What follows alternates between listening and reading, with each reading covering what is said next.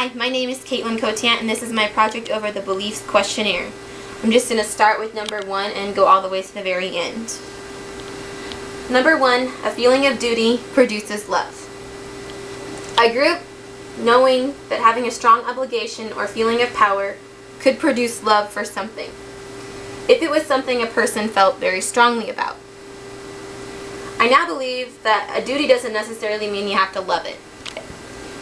It just means you care about your duty and responsibilities and take them very seriously.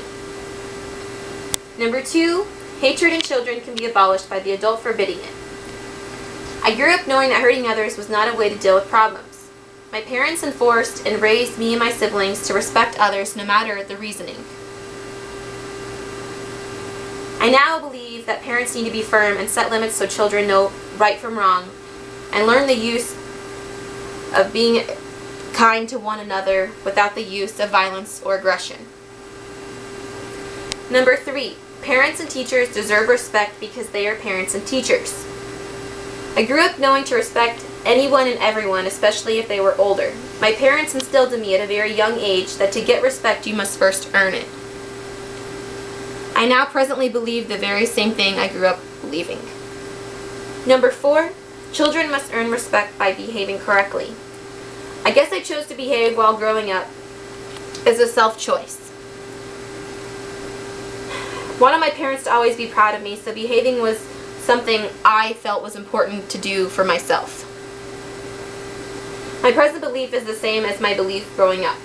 I still maintain good etiquette and proper behavior because I want people to see that means a lot to me and that having good manners is important. Number 5, obedience makes a strong child.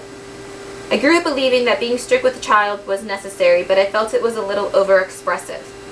I thought parents were too overpowering and thought they knew too much. I now believe that in order to have a good amount of structure in a home, it is imperative to be obedient with a child, otherwise they will grow up knowing what truly matters.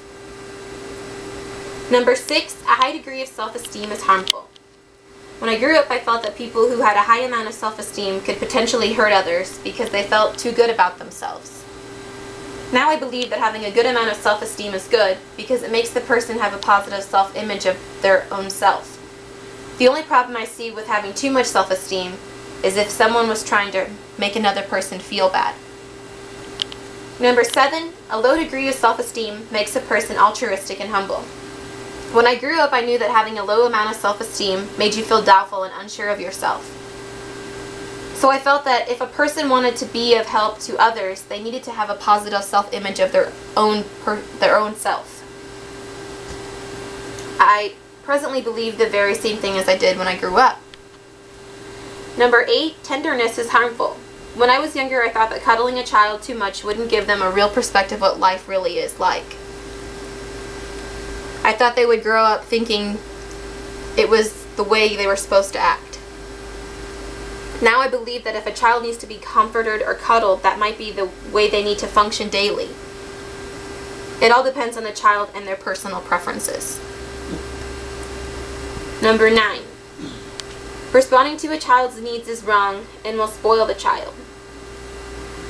Like I stated before, I felt that spending too much time and paying too much attention to a child was unnecessary because I thought they would begin to expect it.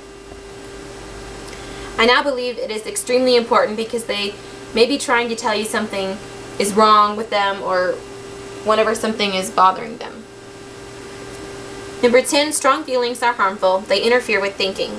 When I was little, I thought focusing really hard on something would affect the way it would turn out. Almost like you were overthinking it. Now I believe that you can never overthink something, you can only make improvements. Number 11, parents and teachers are always right.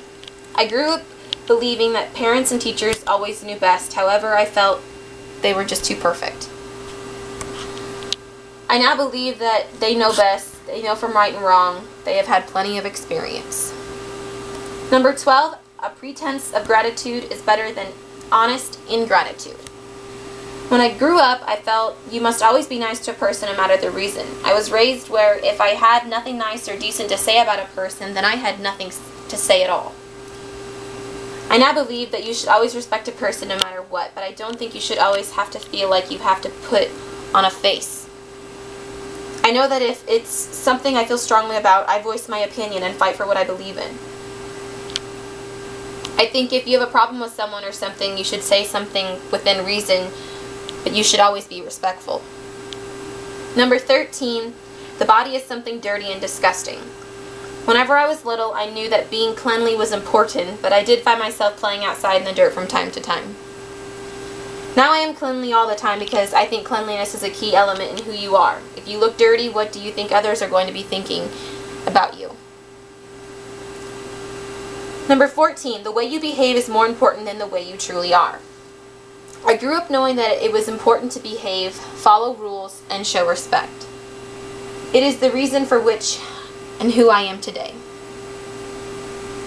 I don't think behaving defines who I am. It is just a quality of my character. Number 15, severity and coldness toward a child is good preparation for life. I thought it was basically unacceptable to ignore a child or stand back from a child when they needed you. I did think that maybe giving them too much attention would affect their view of reality. Now I don't think it is acceptable to ignore a child in any situation at all. A parent can never love or support their child too much, showing them that will help them to continue their path for their children's future.